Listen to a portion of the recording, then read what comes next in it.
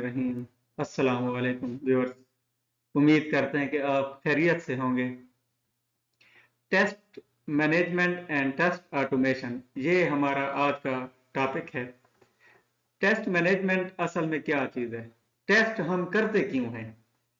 क्योंकि किसी भी सॉफ्टवेयर का या किसी भी प्रोडक्ट का आप एरर या कोई उसका डिफेक्ट आप जब ढूंढते हैं या चेक करते हैं तो आप टेस्ट करते हैं, ठीक, उसकी टेस्टिंग करते हैं।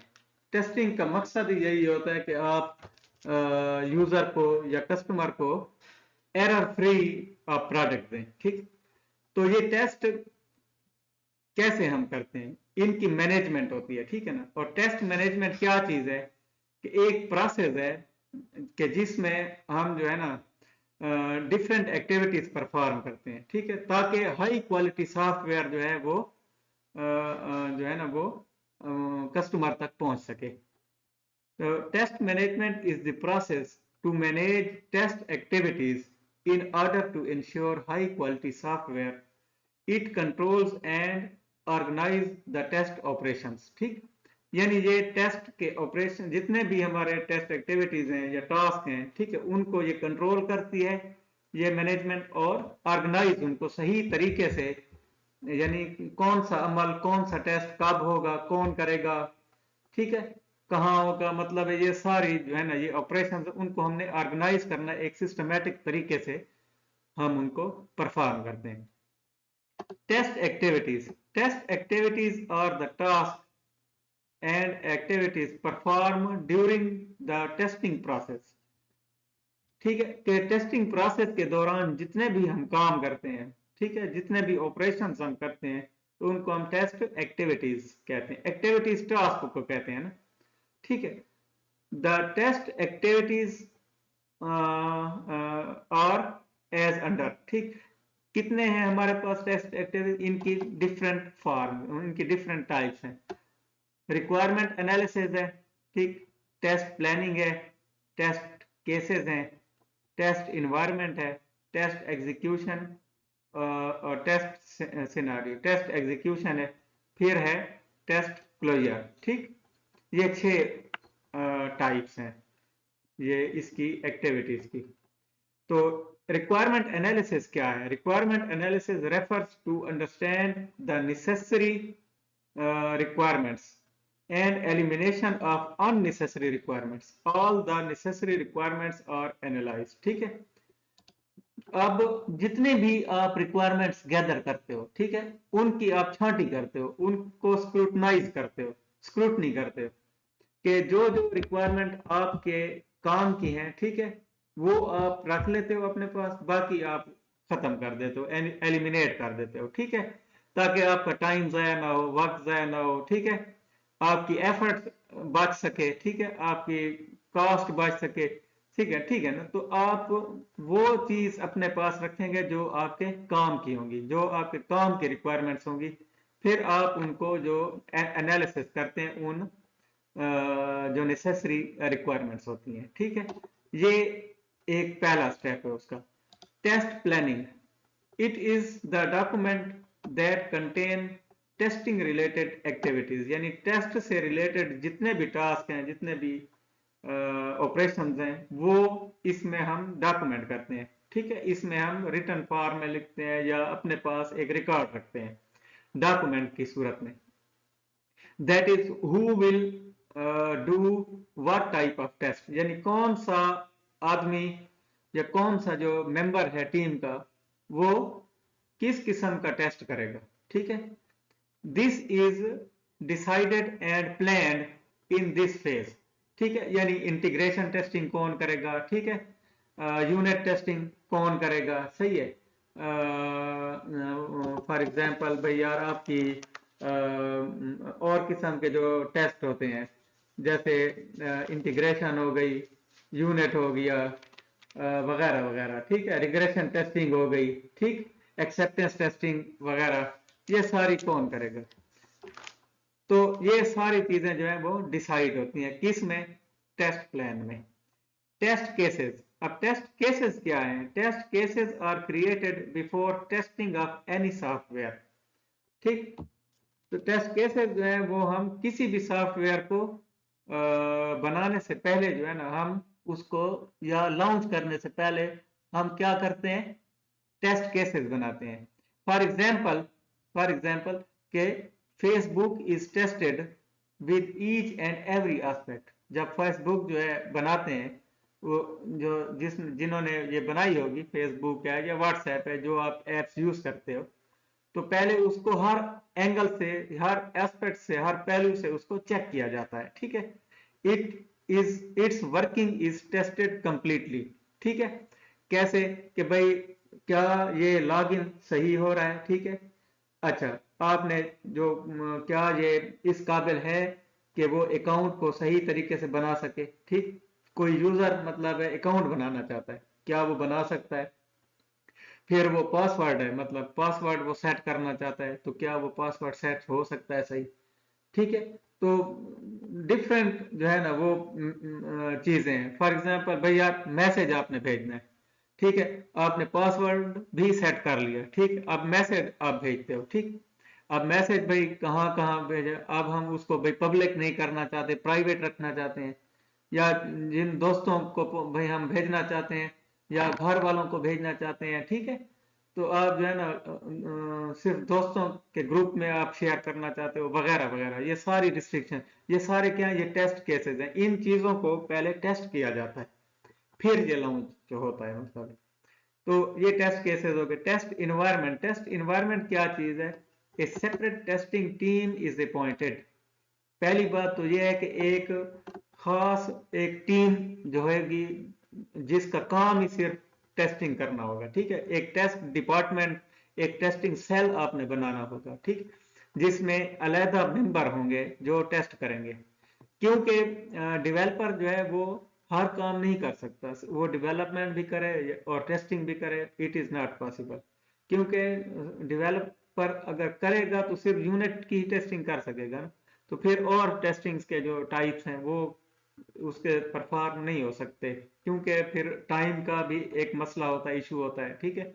और एक आदमी की एक फील्ड होती है ना, मतलब कि वो एक आदमी जो है वो डेवलपमेंट करता है, ठीक है, नेविगेटर होता है, इस तरह टेस्टिंग का अलहदा एक सेल होता है या उसका एक डिपार्टमेंट है। तो एक सेपरेट आपको इन्वायरमेंट इसमें चाहिए होता है, जिसमें आपको फैसिलिटीज हों, ठीक है, इक्विपमेंट्स हों, डिफरेंट सॉफ्टवेयर हों, आप जिनके जरिए आप टेस्टिंग करते हो। दिस मीन्स दैट ये this means that a proper environment is provided to perform accurate test। यानी एक खास एक सही environment, एक माहौल आपको दरकार होता है, ठीक है। टेस्ट environment इस चीज को हम कहते हैं। और टेस्ट एग्जीक्यूशन क्या है, test execution, the test cases are executed in execution phase, ठीक है। टेस्ट को हम एग्जीक्यूट करते हैं, चलाते हैं, मतलब रन करते हैं। First we plan the test, then write the test cases, ठीक है। फिर हम टेस्ट केसेस लिखते हैं, ठीक।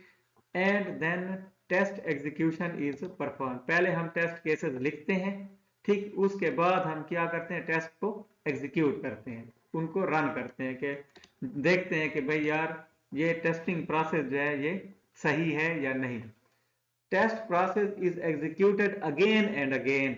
और जो टेस्टिंग, यही टेस्टिंग प्रोसेस जो है वो बार बार हम चीज की या प्रोडक्ट की हम टेस्टिंग करते हैं, until the required results are obtained, जितने तक हमारे जो हमें रिजल्ट्स चाहिए होते हैं वो हमें ना मिल जाए, ठीक है, उतने तक हम टेस्टिंग करते रहते हैं, सही।